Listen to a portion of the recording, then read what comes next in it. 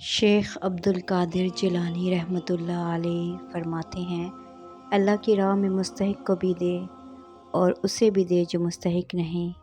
اللہ تجھے وہ دے گا جس کا تو مستحق ہے، اور وہ بھی دے گا جس کا تو مستحق نہیں۔ یا رب کریم، تیرے اختیار میں کیا نہیں، مجھے اس طرح سے نواز دے، میری یوں دعائیں قبول کر، میرے لب پہ کوئی دعا نہ ہو، آمین۔ حضرت علی رضی اللہ تعالیٰ عنہ نے فرمایا، رشتوں کو جوڑے رکھنے کے لیے کبھی اندھا، کبھی بہرا اور کبھی گونگا ہونا پڑتا ہے۔ سچے انسان کو ہمیشہ جھوٹے انسان سے زیادہ صفائیاں دینی پڑتی ہیں۔ کبھی کبھی مرنے کے لیے زہر کی ضرورت نہیں پڑتی، حساس انسانوں کو تو رویے ہی مار دیتے ہیں، اور یہ موت بڑی اذیتناک موت ہوتی ہے۔ شیخ سعدی نے فرمایا، آپ کے اخلاق کی قدر بھی لوگ اس وقت کریں گے جب آپ کے پاس دولت اور طاقت ہو۔ غریب کتنا ہی خوش اخلاق ہو، لوگ اس کے اخلاق کو اس کی مجبوری سمجھتے ہیں۔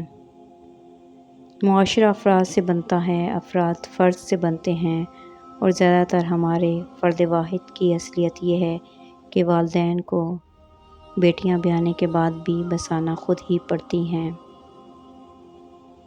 جھوٹ کا بھی ایک ذائقہ ہوتا ہے، خود بولو تو میٹھا لگتا ہے اور کوئی دوسرا بولے تو کڑوا۔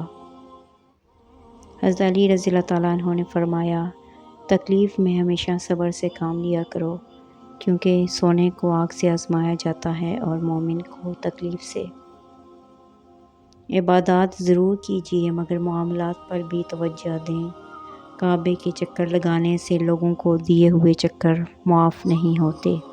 کچھ لوگ آپ سے بس اتنی ہی محبت کرتے ہیں جتنا وہ آپ کو استعمال کر سکتے ہیں، پھر جہاں ان کا مفاد ختم ہوتا ہے وہاں ان کی محبت اور وفاداری بھی ختم ہو جاتی ہے۔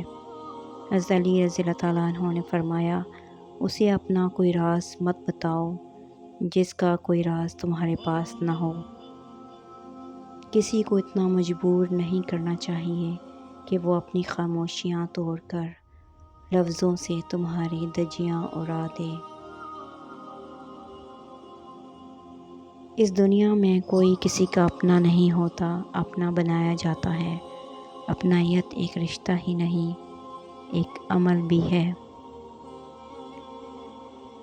رسول اللہ صلی اللہ علیہ وسلم نے فرمایا، اپنے بارے میں خیر کے سوا کچھ نہ کہو، کیونکہ جو کچھ تم کہتے ہو فرشتے اس پر آمین کہتے ہیں۔